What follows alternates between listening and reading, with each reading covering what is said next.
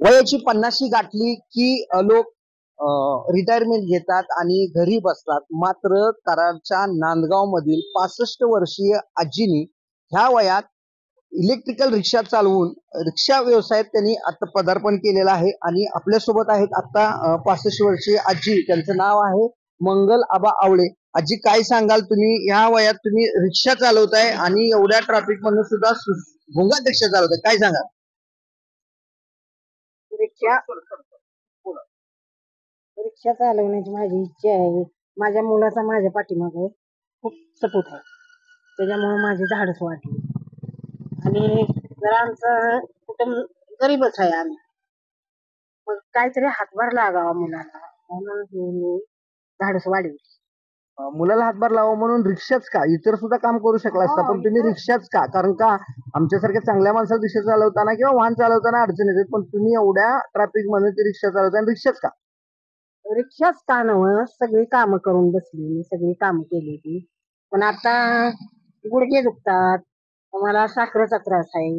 मग आता मी घरी बसूनच होती, मुलानं रिक्षा घेतली. मग म्हणलं काहीतरी 2 पैसे मिळवावं, त्याला काहीतरी हातभार लावावा. त्या हिशोबानं मी रिक्षा चालवायला लागली आणि त्यानं मला खूप माझं धाडस वाढवलं त्याने. आता तुम्ही दररोज रिक्षाची किती कमाई होती दररोज तुमची? किती वाजता निघता आणि कुठल्या रूटला चालवता रिक्षा? रिक्षा कराडला चालली होती, तिकडं तोसन, सवाद, शिरंबे आणि जिंती, मनव त्या रूटला गाडी चालू होती. ओंडाळे दररोजचा म्हणजे धंदा किती होतो? काय 500 आता काय अजून नवीन आहे म्हणून 500 झालं म्हणजे मी बंद करते. 500 रुपये झाले. आता एकूण तुम्ही रिक्षा चालवताय, मुलाला हातभार लावताय, हे सगळं तुम्हाला चालवताना आतापर्यंत तुम्ही कुठलं वाहन चालवलं नव्हतं, नाही, मात्र आता तुम्ही डायरेक्ट रिक्षाच चालवताय. हो. तुम्हाला कसं वाटतंय, वैयक्तिक कसं वाटतंय? बरं वाटतंय. माझा मुलगा माझ्या सपोर्टिंगला चांगला आहे, माझ्या पाठीमागे ठामपणे. त्याच्यामुळे माझी भीती पाक नाही ना, भीती मोडली माझी. त्याच्यामुळे मला आनंदही वाटतो या आणि मला बरं वाटतंय. आता मुली किंवा महिला असतील, शिक्षण घेतलेलं असतं, जॉब नाही, मला हा जॉब करायचा आहे, तो जॉब करायचा आहे, पण असं कुणी वेगळं रस्ता अवलंबत नाही. तुम्ही काय सांगाल या मुलींना जे शिक्षण घेतायत आणि नोकरी नाही, जॉब नाही, चांगला नाही असं म्हणतात, काय सांगाल? हो, त्यांनी सुद्धा केलं तर चांगलं आहे, धाडस वाढविली तर त्यांनी सुद्धा धाडस वाढवावं.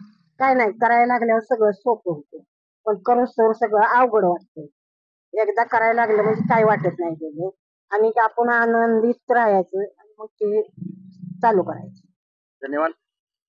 मुलाला हातभार लागावा म्हणून रिक्षा चालवण्याचा आजीने निर्णय घेतलाय आणि कोणतंही कसलंही शिक्षण घेतलं तर धाडस हे महत्वाचं आहे आणि एखादं काम सुरू केल्यानंतर धाडस वाढतं आणि ते महिलांनी मुलींनी वाढवावं असं या ठिकाणी आजींची प्रतिक्रिया आहे. दिनकर थोरात, TV9 मराठी, कराड.